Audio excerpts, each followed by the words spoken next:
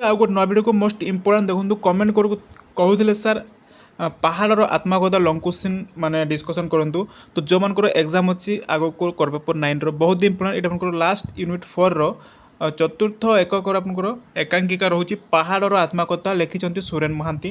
ତ ଆଜି ଆମେ ଡିସ୍କସନ୍ କରିବା 5 ମାନଙ୍କର ଲଙ୍ଗ କ୍ୱେଶ୍ଚିନ୍ ଆନ୍ସର୍ ଆମେ ଡିସ୍କସନ୍ କରିବା ଯେଉଁଟାକି ଆପଣଙ୍କର କନସେପ୍ଟ କ୍ଲିୟର ହୁଅନ୍ତୁ। ପାହାଡ଼ର ଆତ୍ମକଥା ଚରିତ୍ର କିଏ କିଏ ଅଛନ୍ତି କ'ଣ ସେ ବିଷୟରେ ମାନେ କୁହାଯାଇଛି ସେ ବିଷୟରେ ଆମେ ଡିସ୍କସନ୍ କରିବା ବୁଝିପାରିଲେ। ତ ଯେଉଁମାନଙ୍କର ଏକ୍ଜାମ୍ ଅଛି ନିହାତି ଭାବରେ ଭିଡ଼ିଓକୁ ଲାଷ୍ଟ ଦେଖିବେ ଚ୍ୟାନେଲକୁ ଆସିଥିଲେ ଚ୍ୟାନେଲକୁ ମଧ୍ୟ ସବସ୍କ୍ରାଇବ୍ କରିକି ଯିବେ। ତ ଚାଲନ୍ତୁ ଫଟାଫଟ ଭିଡ଼ିଓକୁ ଷ୍ଟାର୍ଟ କରିବା। ତ ଦେଖନ୍ତୁ ଏଇଟା ଆପଣଙ୍କର ଆସିବ କ୍ୱେଶ୍ଚିନ୍ ପାହାଡ଼ର ଆତ୍ମକଥା ଏକାଙ୍କିକାର ସାରମର୍ମ ସଂକ୍ଷେପରେ ଆଲୋଚନା କରିବା ମାନେ କ'ଣ ସେ ବିଷୟ ଅଛି ଆମେ ବୁଝିବା। ତ ଚାଲନ୍ତୁ। ତ ସୁରେନ ମହାନ୍ତି ବେତାର ନାଟକ କ୍ଷେତ୍ରରେ ଏକ ସୁପରିଚିତ ନାମ। ସେ ଉଭୟ ମଞ୍ଚ ନାଟକ ଓ ବେତାର ନାଟକ ରଚନା କରିବାରେ ସିଦ୍ଧହସ୍ତ।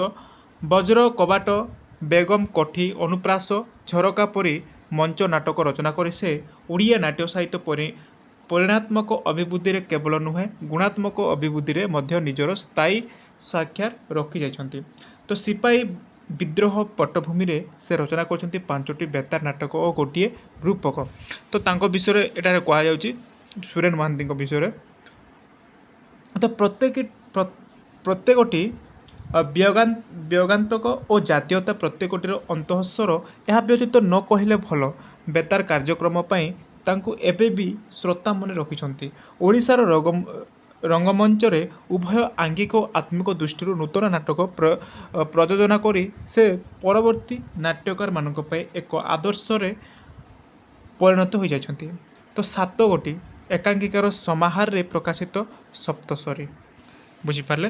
ତ 7 ଏକାଙ୍କିକାର ସମାହାରରେ ପ୍ରକାଶିତ ସପ୍ତଶରୀ ଏକାଙ୍କିକା ଗୁଚ୍ଛ ମଧ୍ୟ ତାଙ୍କ ସୁଖ୍ୟାତି ବାହକ। ତ ଏଠାରେ ଦେଖନ୍ତୁ ପାହାଡ଼ର ଆତ୍ମକଥା ବୁଝିପାରିଲେ। ପାହାଡ଼ର ଆତ୍ମକଥା ଏକାଙ୍କିକାଟି ନାଟ୍ୟକାର ସୁରେନ ମହାନ୍ତିଙ୍କ ସପ୍ତଶରୀ ଏକାଙ୍କିକା ସଂକଳନରେ ସ୍ଥାନିତ ହୋଇଛି। କ୍ୱେଶ୍ଚିନ୍ ଆସିବ ଏଇ ଯେଉଁ ନାଟକଟି ଲେଖିଛନ୍ତି ପାହାଡ଼ର ଆତ୍ମକଥା ଏଇଟା ସୁରେନ ମହାନ୍ତିଙ୍କର ସପ୍ତଶରୀ ଏକାଙ୍କିକାର ସଂକଳନରୁ ଏଇଟା ସ୍ଥାନିତ ହୋଇଛି ବା କ'ଣ ଲେଖାଯାଇଛି ହେଲା ମାନେ ଆସିଛି। ତ ଏହି ଦେଖନ୍ତୁ ଏହି ଏକାଙ୍କିକାର ଚରିତ୍ର ପୀତବାସ ହେଲା କିଏ କିଏ ଚରିତ୍ର ଅଛନ୍ତି ଦେଖନ୍ତୁ। ପୀତବାସ ଆଶା ଓ ଭରସା କିପରି ଗୋଟିଏ ଚିଠିର ଅପେକ୍ଷାରେ ରହିଛି ତା ନାଟ୍ୟକାର ଅତ୍ୟନ୍ତ ଚମତ୍କାର ଭାବରେ ବର୍ଣ୍ଣନା କରୁଛନ୍ତି।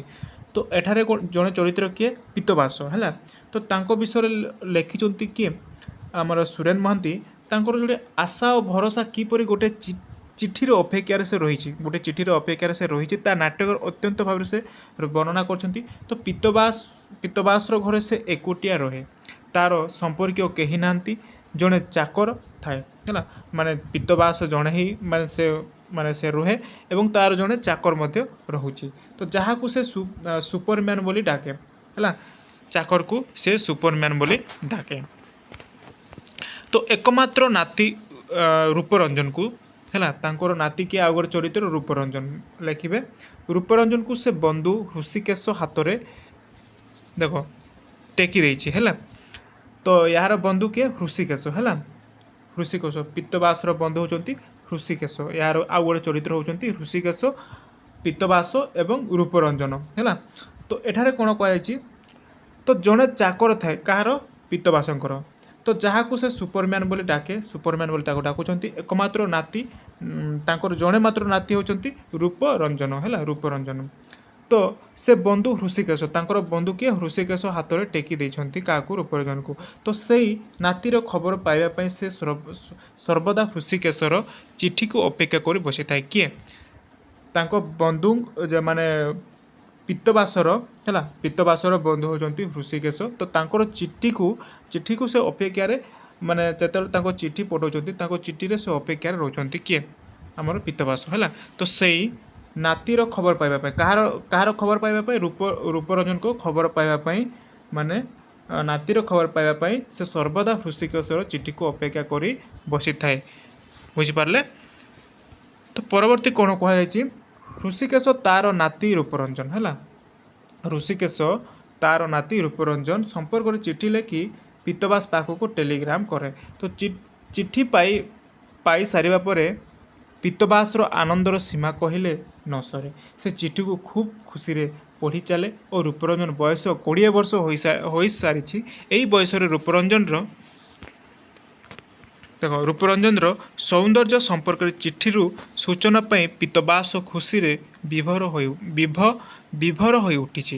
ତ ଯେତେବେଳେ ମାନେ ଚିଠି ଆସେ ହେଲା ମାନେ ତାଙ୍କ ବନ୍ଧୁ ଯିଏକି ହୃଷିକେଶ ଠାରୁ ଚିଠିରେ ଅପେକ୍ଷା କରି ବସିଛନ୍ତି କିଏ ପୀତବାସ। ଯେତେବେଳେ ସେ ଚିଠି ଆସେ ଚିଠିକୁ ସେ ମାନେ କ'ଣ ପୀତବାସ ଆନନ୍ଦରେ ସୀମା କହିଲେ ମାନେ ଚିଠି ପାଇ ସାରିଲା ପରେ ଚିଠି ଯେତେବେଳେ ସେ ପାଇ ସାରିଲା ପରେ ପୀତବାସର ଆନନ୍ଦ ସୀମା କହିଲେ ନ ସରେ। ସେ ଚିଠିକୁ ଖୁବ୍ ଖୁସିରେ ପଢ଼ିଲେ। ରୂପରଞ୍ଜନ ବୟସ 20 ବର୍ଷ ହୋଇସାରିଛି ହେଲା, ଏମିତି ସେ ଚିଠିକୁ ପଢ଼ିଛନ୍ତି ଏବଂ ଏହି ବୟସରେ ରୂପରଞ୍ଜନର ସୌନ୍ଦର୍ଯ୍ୟ ସମ୍ପର୍କରେ ଚିଠିକୁ ସୂଚନା ପାଇ ସେ ପୀତବାସ ଖୁସିରେ ବିଭୋର ହୋଇ ଉଠିଛି। ତ ରୂପରଞ୍ଜନ ଉଚ୍ଚତା 5 ଫୁଟ ହେଲା, ଏଇଟା ମନେ ରଖନ୍ତୁ। ତ ରୂପରଞ୍ଜନଙ୍କର ଉଚ୍ଚତା କେତେ ସେ ଚିଠିରେ ପଢ଼ୁଛନ୍ତି ହେଲା, ଉଚ୍ଚତା ହେଉଛନ୍ତି 5 ଫୁଟ 7 ଇଞ୍ଚ ହେଲା 7 ଏବଂ ଛାତି 34, ମୁକ୍ତା ପରି ଦାନ୍ତ, ଧାରୁଆ ନିଶ, ରଙ୍ଗ ଆହୁରି ଫିଟି ଯାଇଛି। ଏହିପରି ଚିଠିରେ ଲେଖି ହୃଷିକେଶ ଚିଠି ପଠାଇଛି। ତ ମାନେ ଏଠାରେ କ'ଣ ପୀତବାସଙ୍କୁ ଚିଠି ପଠାଇଛନ୍ତି କିଏ ହୃଷିକେଶ ଲେଖିକି ଏହିପରି, ଯେଉଁଟାକି ମାନେ ଯେଉଁ ରୂପରଞ୍ଜନଙ୍କର ଉଚ୍ଚତା ହେଉଛି 5 ଫୁଟ 7 ଇଞ୍ଚ ଚିଠିରେ ଲେଖା ହେଇଛି। ତାଙ୍କର ଛାତି ହେଉଛି 34 ଏବଂ ମୁକ୍ତା ପରି ଦାନ୍ତ, ଧାରୁଆ ନିଶ, ରଙ୍ଗ ଆହୁରି ଫିଟି ଯାଇଛି। ଏହିପରି ଚିଠି ଲେଖି ହୃଷିକେଶ ତାଙ୍କ ବନ୍ଧୁ ପଠାଇଛନ୍ତି ହେଲା, ସେ ପଢ଼ୁଛନ୍ତି। ତ କ'ଣ ହେଇଛି ନା ପ୍ରକୃତିରେ ରୂପରଞ୍ଜନ ଜୀବିତ ନଥିଲା। 20 ବର୍ଷ ତଳୁ ସେ ମରିସାରିଥିଲା ହେଲା। ତ କ'ଣ ହେଇଛି ଦେଖ, ପ୍ରକୃତିରେ ରୂପରଞ୍ଜନ ଜୀବିତ ନଥିଲା। 20 ବର୍ଷ ତଳୁ ସେ ମରିସାରିଥିଲା। ପୀତବାସକୁ ଖୁସିରେ ରଖିବା ପାଇଁ ହୃଷିକେଶ 20 ବର୍ଷ କାଳ ଏପରି ଚିଠି ଲେଖନ୍ତି। ମାନେ ପ୍ରକୃତ ଘଟଣା କ'ଣ ହେଇଛି ନା, ଏଇ ଯେଉଁ ମାନେ ଅଛନ୍ତି କିଏ ତାଙ୍କର ନାତି ରୂପରଞ୍ଜନ, କିନ୍ତୁ ସେ ଦୁନିଆରେ ଏବଂ ନାହାନ୍ତି। ସେ 20 ବର୍ଷ ତଳେ କ'ଣ ମରିସାରିଛି ହେଲା। କିନ୍ତୁ କ'ଣ ତାଙ୍କ ବନ୍ଧୁ କ'ଣ କରୁଛି ନା ତାଙ୍କୁ ଖୁସି ଦେବା ପାଇଁ ହୃଷିକେଶ ତାଙ୍କୁ ଟିକେ ଖୁସି ଦେବା ପାଇଁ 20 ବର୍ଷ କାଳ ହେଲା ଏପରି ଚିଠି ଲେଖନ୍ତି ଏବଂ ତାଙ୍କ ପାଖରେ ପଠାନ୍ତି। ତ ପୀତବାସ ସେଇ ଆଶାରେ ପାହାଡ଼କୁ ନେଇ ଜୀବନ ବିତାଉଥିଲା। ତ ପୀତବାସ ଏଠାରେ ଦେଖନ୍ତୁ ପାହାଡ଼ର ଆତ୍ମକଥା, ପାହାଡ଼କୁ ମାନେ ପାହାଡ଼ ସହିତ ତୁଳନା କରି ପୀତବାସ ଏବଂ ପାହାଡ଼କୁ ନେଇକି ତାଙ୍କ ସହିତ ତୁଳନା କରିକି ଏଠାରେ ଲେଖିଛନ୍ତି ମାନେ କିଏ ସୁରେନ ମହାନ୍ତି ହେଲା। ତ ପୀତବାସ ସେଇ ଆଶାର ପାହାଡ଼କୁ ନେଇ ଜୀବନ ବିତାଉଥିଲା।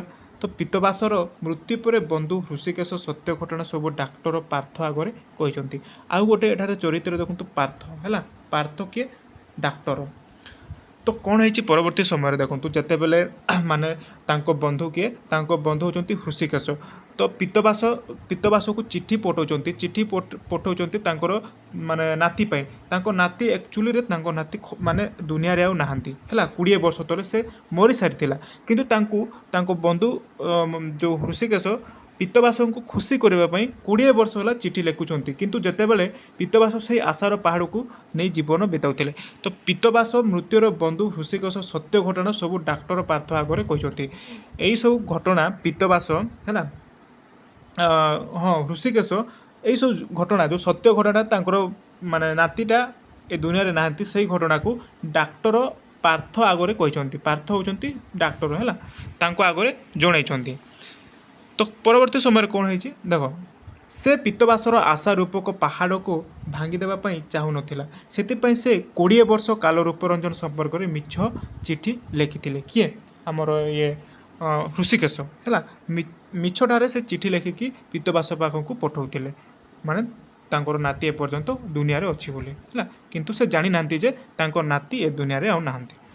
ତ କ'ଣ ହେଇଛି, ସେଇ ଆଶାର ପାହାଡ଼ ପୀତବାସକୁ ବଞ୍ଚାଇ ରଖିଛି ଦୀର୍ଘ 20 ବର୍ଷ ହେଲା। 20 ବର୍ଷ ହେଲା ସେ ବଞ୍ଚିକି ରହିଛନ୍ତି ହେଲା ସେଇ ଆଶାରେ। ତ ଏହିପରି ଭାବରେ ନାଟ୍ୟକାର ଏକାଙ୍କିକାଟିକୁ ଅତି ଚମତ୍କାର ଭାବରେ ରଚନା କରୁଛନ୍ତି। ତ ବୁଝିପାରିଲେ ମାନେ ଷ୍ଟୋରିଟି କ'ଣ ଆପଣମାନେ ବୁଝିପାରିଥିବେ। ଏଠାରେ ଚରିତ୍ର 4 ଜଣ ଚରିତ୍ର, ମୁଖ୍ୟ ଚରିତ୍ର ମୁଁ ଯାହା କହିଲି ଆପଣଙ୍କର, ଯାହାକି ଆପଣଙ୍କର କିଏ ପ୍ରଥମେ ଆସିବ ଆପଣଙ୍କର ଆସିବ ପୀତବାସ ହେଲା, ପୀତବାସ ଏବଂ ସେକେଣ୍ଡରେ ଆପଣଙ୍କର ହୃଷିକେଶ ହେଲା, ହୃଷିକେଶ ତାଙ୍କ ବନ୍ଧୁ ହୃଷିକେଶ ଏବଂ ତୃତୀୟ କିଏ ଆସନ୍ତି ରୂପରଞ୍ଜନ ହେଲା ତାଙ୍କର ନାତି ଯିଏକି ରୂପରଞ୍ଜନ ହେଲା ଏଇଠି ଆପଣଙ୍କର ଦେଖିପାରୁଥିବେ ରୂପରଞ୍ଜନ। ଏବଂ ଆଉ ଜଣେ ଅଛନ୍ତି ଚରିତ୍ର ଡାକ୍ତର ଯିଏକି ପାର୍ଥୀ ହେଲା ଏଇଠି ପାର୍ଥୀ ଆଗରେ କହିଛନ୍ତି ଡାକ୍ତର ହେଉଛନ୍ତି ପାର୍ଥୀ। 4 ଜଣ ଚରିତ୍ରକୁ ମାନେ ନେଇକି ଏଇ ମାନେ କ'ଣ ଏକାଙ୍କିକାରେ ବହୁତ ସୁନ୍ଦର ଭାବରେ ବର୍ଣ୍ଣନା କରୁଛନ୍ତି। ତ ବୁଝିପାରିଥିବେ ଆଶା କରୁଛି ବହୁତ ସୁନ୍ଦର ଭାବରେ ଏଠାରେ କ'ଣ ଲେଖିଛନ୍ତି ସୁରେନ ମହାନ୍ତି, ଯାହାକି ମାନେ ମିଛଠାରେ ତାଙ୍କ ବନ୍ଧୁଙ୍କୁ ଖୁସି କରିବା ପାଇଁ ଚିଠି ପଠାଉଛନ୍ତି ତାଙ୍କ ନାତି ଏପର୍ଯ୍ୟନ୍ତ ଦୁନିଆରେ ଅଛନ୍ତି ବୋଲି ହେଲା। ସେଇ ମାନେ ଖୁସିରେ ସେଇ ଆଶାରେ ସେଇ ଯେଉଁ ମାନେ ହୃଷିକେଶ ମାନେ ହଁ ପିତବାସ ସେଇ ଆଶାରେ ଚିଠି ପଢ଼ିକି ମାନେ ବର୍ତ୍ତମାନ ତାଙ୍କ ନାତି ଏ ପର୍ଯ୍ୟନ୍ତ ଦୁନିଆରେ ଅଛି ବୋଲି ସେ ଖୁସିରେ ମାନେ ବିତଉଛନ୍ତି ହେଲା। ପାହାଡ଼ର ପିତବାସକୁ ସେ ବଞ୍ଚିକି ଦୀର୍ଘ 20 ବର୍ଷ ସେ ବିତଉଛନ୍ତି। ଏହା ହେଉଛି ତାଙ୍କର ଷ୍ଟୋରି। ତ ଯଦି କୋଶ୍ଚିନ୍ ଆସିବ ତାହେଲେ ଏଇଭଳି ଲେଖିବେ, ତାଙ୍କ ସାରମର୍ମ ଆସିବ ତାହେଲେ। ତ ଦେଖନ୍ତୁ ଟେଲିଗ୍ରାମରେ ସମସ୍ତେ ଜଏନ୍ ହୋଇଦେବେ। ଏହାର ଲଙ୍ଗ କୋଶ୍ଚିନ୍ ମୁଁ PDF ମୁଁ ପ୍ରୋଭାଇଡ଼ କରିଦେବି। 8 ମାର୍କର କେମିତି ଆସିବ ଆଉ ଟିକେ ଅଧିକ ଲେଖିପାରିବେ।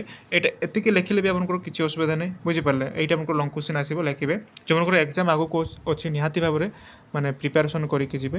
ଆଉ ଯାହା ବି ଦେଖନ୍ତୁ କୋଶ୍ଚିନ୍ ମାନେ ଆସୁଛି ମୁଁ ଦେଖୁଥିଲି ସର୍ଟ କୋଶ୍ଚିନ୍କୁ ଆପଣମାନେ ଭିତରୁ PDFରୁ ପଢ଼ନ୍ତୁ। ଲଙ୍ଗ କୋଶ୍ଚିନ୍କୁ ଯାହା ବି ମାନେ ଲେଖିଦେବେ ଏଇଭଳିଆ।